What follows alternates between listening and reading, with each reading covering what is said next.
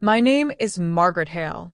I am 61 years old, and until last autumn, my life in Portland, Oregon, moved with the quiet predictability of rain against window glass. 5 years had passed since my husband Daniel died, and in that time my world had narrowed to routines that required little courage and even less imagination. I watered the same plants, walked the same streets, bought groceries from the same corner store where no one asked personal questions. My son, Andrew, called every Sunday. Our conversations were polite and efficient, like business meetings disguised as family check-ins. He had grown into a capable, self-contained man who rarely asked for anything. So when he called on a Wednesday evening instead of Sunday, I felt a small, startled flutter in my chest, the kind that only a parent understands. Andrew's voice was tight, though he tried to hide it behind forced calm. He explained that he and his wife, Lillian, needed to leave town unexpectedly for what he described as a critical investment opportunity in Vancouver. There wasn't much detail, something about property, contracts, timing. What they needed, urgently, was someone to stay at their townhouse for several days and oversee Lillian's uncle, Victor.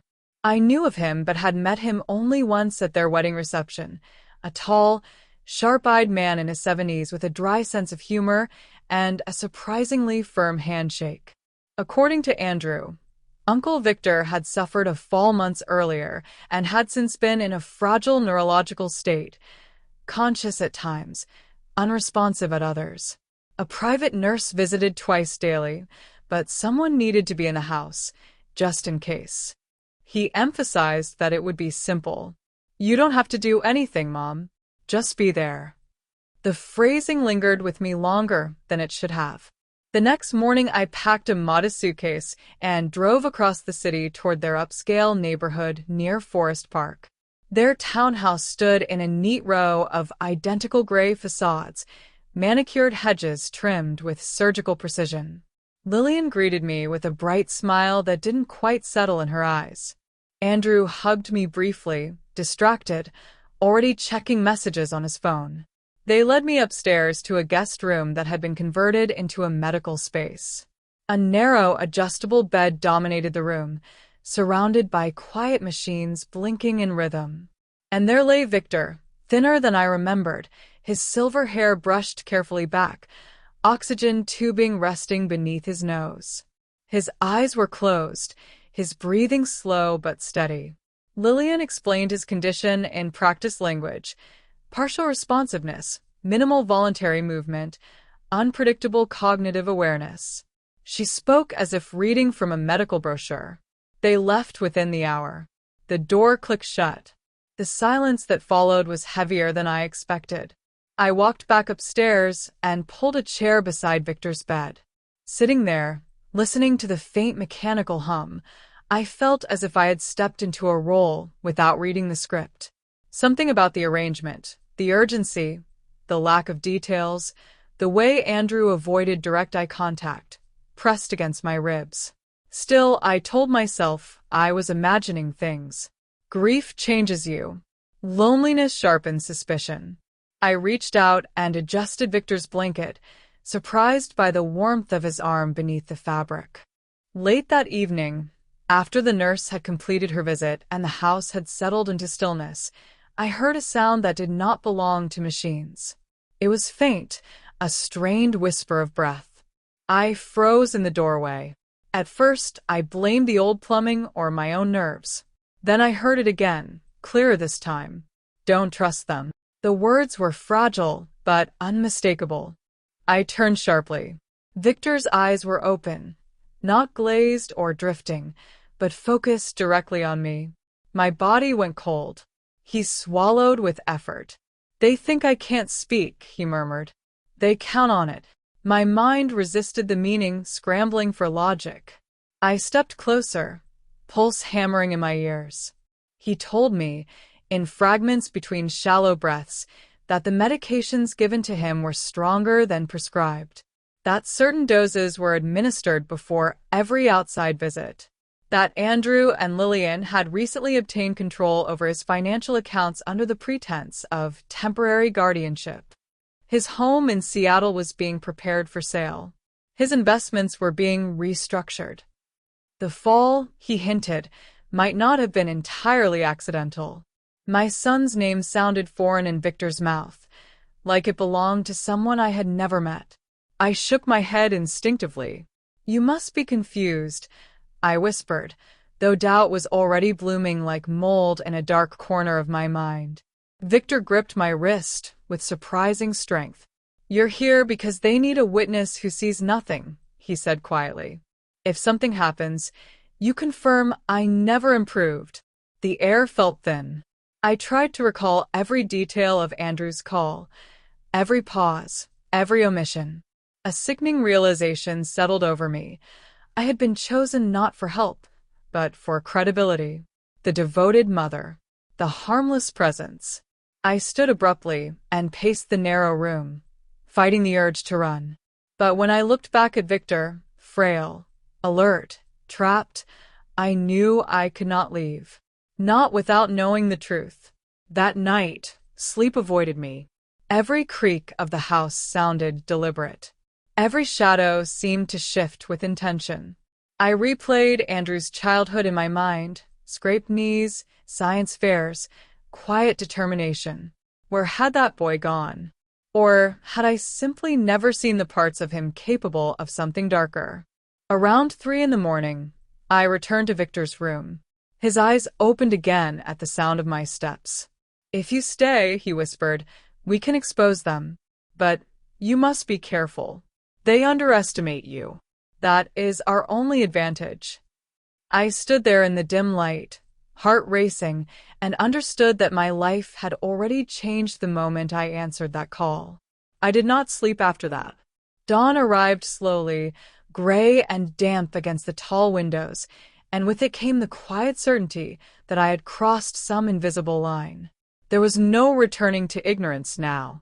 I brewed coffee in Andrew's immaculate kitchen, my hands steady only because I forced them to be.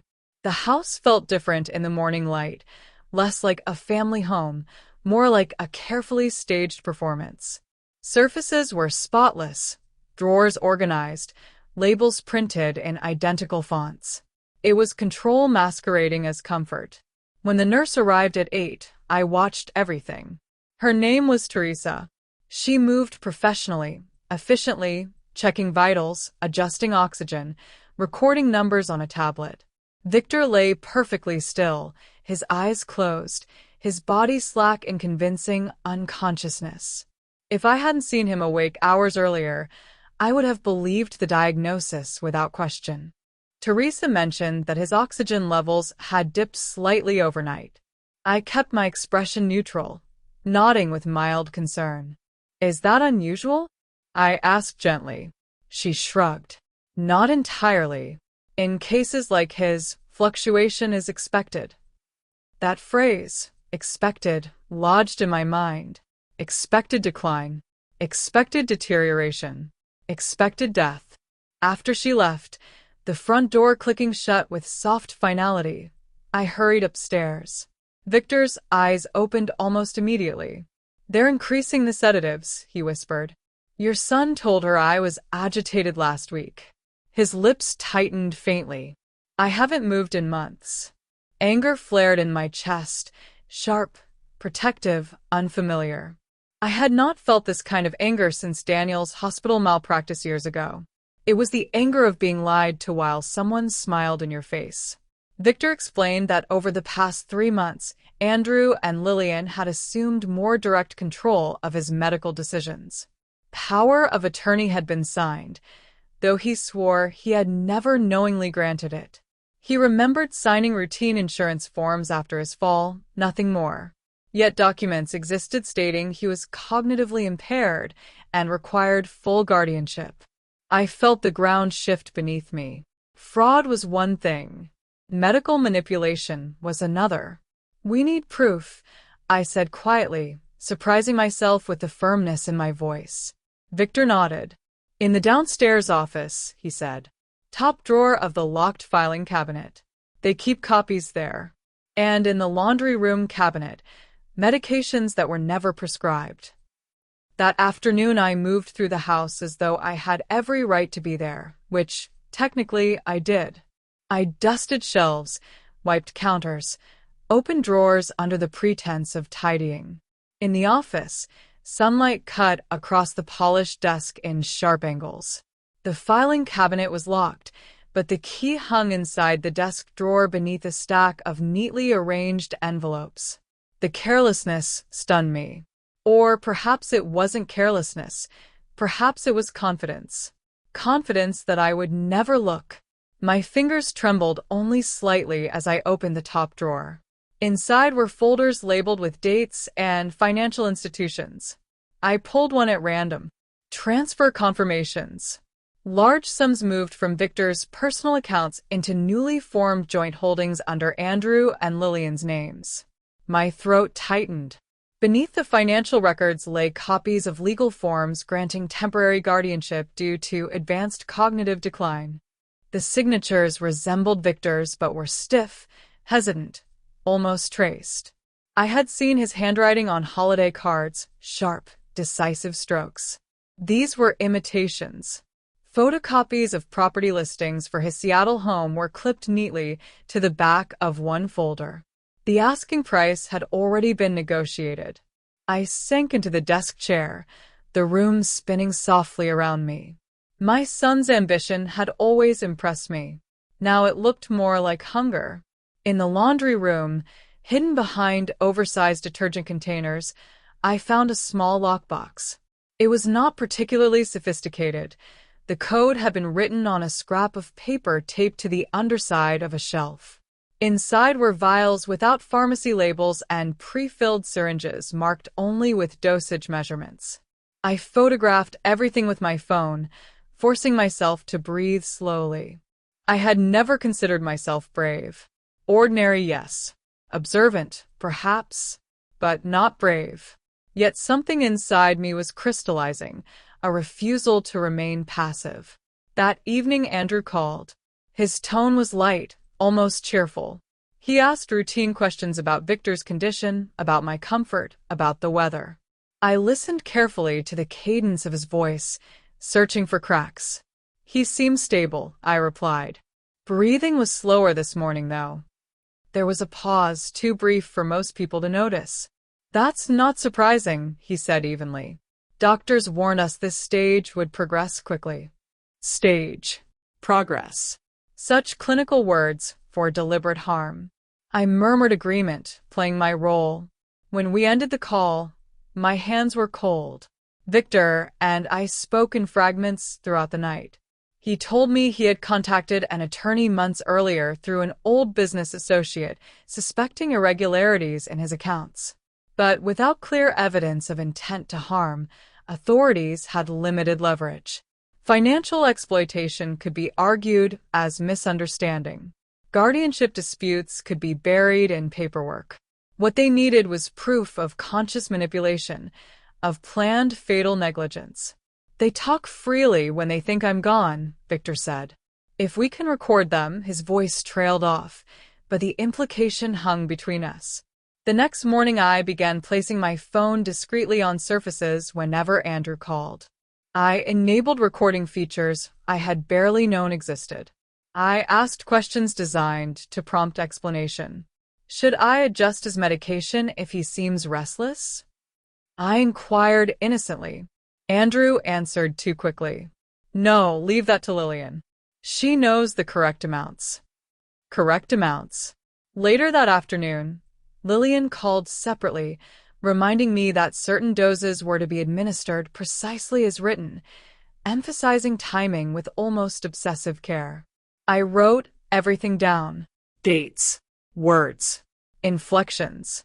By the third day, I sensed a shift. Andrew informed me they would return earlier than planned. Things wrapped up faster than expected, he said. My pulse spiked. We were not ready. I had evidence of financial misconduct, suspicious medication, but not explicit intent. Victor's jaw tightened when I told him. Then we accelerate, he whispered. That night, We tested his strength. With assistance, he sat upright for nearly a minute. His muscles trembled but held. "When the moment comes," he said, breathing hard, "I won't stay silent." I lay awake long after midnight, staring at the ceiling of the guest room. I tried to reconcile the boy who once built birdhouses in our backyard with the man who might now be engineering a death for profit. Mothers are experts at self-deception. We rewrite memories to protect ourselves. But truth has a weight that presses against denial until it cracks. I realized something painful and liberating at the same time. Protecting Andrew from consequences would make me complicit. And I would not trade my integrity for bloodline loyalty. Just before dawn, headlights swept briefly across the bedroom wall. A car door slammed outside. They were home. My heart pounded, but beneath the fear was something steadier: resolve. I rose, smoothed my hair, and walked toward the stairs. The performance was about to begin again. Only this time, I understood the script. When I heard the front door open, something inside me went very still. Not fear exactly, something sharper, more focused. The kind of clarity that comes when denial is no longer an option. Andrew's voice carried through the hallway, warm and familiar. "Mom, we're back." Lillian's heels clicked softly against the hardwood floor. I stood at the kitchen counter, drawing a cup that was already dry, rehearsing the calm expression I would wear. By the time they stepped into view, I had arranged my face into mild relief. Andrew hugged me first. His embrace lingered half a second too long, as though he were measuring something. "Everything okay?" he asked. I nodded. "Quiet." The nurse mentioned slight oxygen fluctuation. "Nothing dramatic." I watched closely. There it was, that flicker again. Not worry. Anticipation. Lillian moved past us immediately, heading upstairs without removing her coat. Andrew followed her. I waited a few seconds before trailing behind, my pulse drumming steadily in my ears. Victor lay exactly as he had practiced, motionless, eyes closed, breathing shallow but even. Lillian approached the bed with efficient tenderness, adjusting his blanket, checking the four-port. "He looks weaker," she murmured. I expected that. Andrew stood on the opposite side, arms folded. "It might happen soon," he said quietly. "We have to be prepared." The words were soft, but they landed heavily. I remained near the doorway, invisible but listening. Every syllable mattered now. That evening at dinner, Lillian spoke with controlled gravity about next steps. She referenced paperwork that needed finalization, bank notifications that would be triggered automatically upon death, legal transitions already prearranged. Andrew nodded, occasionally adding practical details about funeral preferences Victor had once expressed. I stared at my plate, nausea rising slowly. They spoke about the end of a man's life the way others might discuss remodeling a kitchen. Measured, efficient, profitable. Later, Lillian cornered me in the hallway outside the guest room. Her smile was gentle, almost sympathetic. "Margaret," she said softly, "we may need your help soon." I tilted my head slightly. "What kind of help?" Her fingers rested lightly on my arm, too lightly. "If Uncle Victor passes while you're here, it's important that you're clear about his condition. That he never regained awareness. That there were no sudden changes." She held my gaze, searching. Clarity prevents confusion. Confusion leads to investigations. And investigations are cruel for everyone. The threat was wrapped in concern, but it pulsed underneath her words like an exposed wire. That night, Victor opened his eyes only after the house had fallen silent. I repeated everything. He listened without interruption, his jaw tightening as I described the dinner conversation. "They're accelerating," he whispered. "If they believe the timing is right, they won't wait." He explained that the medications in the lockbox included dosages capable of inducing respiratory failure in someone already weakened. Administered carefully, it would resemble natural decline.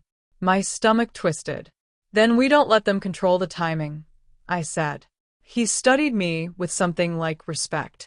The following morning, Lillian insisted on handling the evening medication herself. You've done enough, she told me lightly.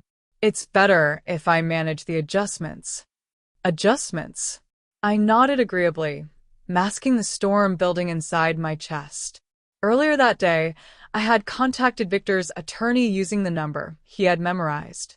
I stepped outside under the pretense of taking a walk and made the call from the end of the block. My voice shook only once. The attorney confirmed that authorities were prepared to intervene if explicit evidence of intent emerged. Documentation is strong, he said, but intent is everything. I promised him we would have it. When evening came, the air inside the townhouse felt electrically charged. Lillian prepared the syringe at the kitchen island with clinical precision. I watched her measure the liquid, tapping the barrel lightly to remove air bubbles. Andrew stood beside her, reading something on his phone. This will help stabilize him, she said casually. Comfort is the priority now. Comfort. The words scraped against my ears. I followed them upstairs, each step deliberate. Victor's room felt smaller than ever. Machines hummed softly, steady and indifferent. Lillian approached the bed, syringe poised. Andrew positioned himself near the foot, blocking part of the doorway, without realizing it. I felt the recorder app active in my pocket, my phone angled outward. Every word was being captured. Every breath. My heart pounded so loudly, I feared it would distort the audio. Before you do that, I said quietly. Both of them turned. Lillian's expression tightened just slightly. Yes. I'd like a moment, I continued, forcing steadiness into my voice. In case this is goodbye. Andrew hesitated, then shrugged faintly. Of course, Mom. I stepped to Victor's side, leaning down as if to whisper comfort. His skin felt warm beneath my hand. His eyelids remained closed, but I sensed his readiness, the coiled strength beneath stillness. Now, I breathed. His eyes opened instantly. Not sluggish, not confused. Alert. Lillian gasped, her hand jerking backward. The syringe slipped from her fingers and clattered against the hardwood floor, rolling beneath the bed. Andrew stumbled a step back. What? He began, but the word died in his throat. Victor turned his head slowly toward them. Planning something? His voice was hoarse but steady. Lillian's face drained of color. This is an episode, she stammered. Neurological surges can cause clarity? Victor interrupted. Andrew's eyes darted toward me. Mom, what's going on? I straightened, removing my phone from my pocket. Enough, I said. Victor reached toward the bedside table and lifted the small digital recorder he had hidden beneath a stack of folded towels. He pressed play. The room filled with their own voices from 2 nights earlier. If his oxygen dips again, we increase the dose, Lillian's recorded voice said calmly. Andrew responded. It won't look suspicious. At this stage, decline is expected. Silence crashed over the room. Lillian shook her head violently. You can't use that. It's out of context. Is it? Victor asked quietly. Andrew's face hardened. You set this up, he said to me. I met his gaze without flinching. No, y replía. You did. Right on cue, because timing had never mattered more. There was a firm knock at the front door. Then another. Police department. Open the door. Lillian's composure shattered completely. She backed into the wall, sliding down to the floor. Andrew stood frozen, disbelief etched into every line of his face. Footsteps thundered up the stairs moments later. Officers entered the room with controlled urgency, assessing the scene instantly. The syringe on the floor, the recorder in Victor's hand, my phone still capturing audio. Andrew tried once to speak, to assemble some version of control. But there are moments when narratives collapse beyond repair. Handcuffs clicked shut around his wrists. Lillian's sobs echoed down the hallway as she was escorted out. As they passed me, Andrew looked at me not with hatred, but with confusion, as if he truly believed I had betrayed something sacred. I stood beside Victor's bed, watching them disappear from view. My legs trembled now that the tension had snapped, but I did not sit. I did not look away. The house was silent again. Only this time, the silence felt different. Victor exhaled slowly. "It's done," he said. I nodded, though the weight of what had just happened pressed heavily against my ribs. My son was being taken away in handcuffs. And yet, beneath the grief, there was something undeniable. Truth. And once spoken aloud, it cannot be forced back into darkness. In the days that followed, the townhouse felt like a stage after the actors had left, props still in place, air thick with the residue of performance. Police officers returned more than once, collecting documents, photographing medications, cataloging financial records from the office downstairs. I answered questions calmly, methodically, as though recounting someone else's story. Each statement I gave felt like another thread cut from the version of my life I had known before that Wednesday phone call. When they asked how long I had suspected something was wrong, I paused. The truthful answer was uncomfortable. Not long enough. Victor was transferred to a hospital under careful supervision. Once the unauthorized medications cleared his system, the improvement in his responsiveness astonished even the specialists. They called it unexpected neurological recovery. I called it proof. He began speaking in full sentences within a week. Physical therapy was painful but effective. He insisted on sitting upright during every legal meeting that followed, refusing to appear fragile in front of anyone again. Watching him reclaim control of his own body felt like witnessing something sacred, the slow return of dignity. Andrew and Lillian were formally charged with financial exploitation, medical abuse, and attempted homicide. The language was clinical, but the implications were devastating. I attended the preliminary hearings alone. Reporters lingered outside the courthouse, sensing scandal in the narrative. Ambitious couple, wealthy relative, betrayal uncovered by unsuspecting mother. They asked me how it felt. I did not answer. Some emotions are too complex for microphones. Seeing Andrew in a courtroom instead of across a dinner table fractured something inside me that may never fully mend. He looked smaller somehow, stripped of the confidence that had once defined him. For a brief moment our eyes met. There was accusation there, but also something else. Not remorse exactly. More like disbelief that consequences had materialized. As though he had mistaken intelligence for immunity. Lillian avoided looking at me entirely. During testimony, recordings were played. My voice, steady and measured. Their voices, precise and calculating. Financial experts explained the gradual siphoning of funds. Medical specialists testified that the dosages found in the lockbox exceeded therapeutic levels. Each fact stacked neatly atop the next until denial collapsed under its own weight. I sat still through all of it, hands folded in my lap, absorbing the dismantling of the family structure I had once believed unshakable. Guilt visited me often in those weeks. Not guilt for speaking, that part felt solid. The guilt came from memory. From childhood moments replaying without permission. Andrew learning to ride a bicycle. Andrew building a model bridge for a school competition. Andrew crying quietly at his father's funeral. I searched those memories for early fractures, for warning signs I might have missed. But human character does not announce its future crimes in childhood handwriting. Sometimes ambition hardens slowly, shaped by opportunity and reinforced by secrecy. And sometimes a parent's love becomes the perfect camouflage. Victor chose not to pursue vengeance beyond legal justice. "I want restoration," he told me one afternoon as we sat in his hospital room, overlooking the river. "Not revenge." He revised his will entirely, establishing safeguards, independent oversight, charitable allocations. He also insisted on including me in those revisions, not financially in any significant way, but symbolically. You stood up when it mattered, he said. That deserves acknowledgement. I declined anything substantial.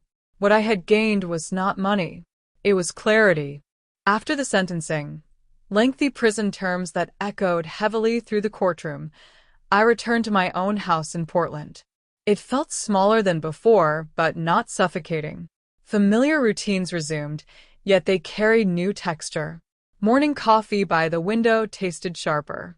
Walks through the neighborhood felt intentional rather than habitual. I had stepped into something difficult and survived it. That knowledge changes the way air feels in your lungs. Victor eventually sold his Seattle property and relocated closer to longtime friends in a monitored residential community of his choosing. We speak weekly now. Our conversations are less about what happened and more about what remains possible. Recovery, he says, is not dramatic.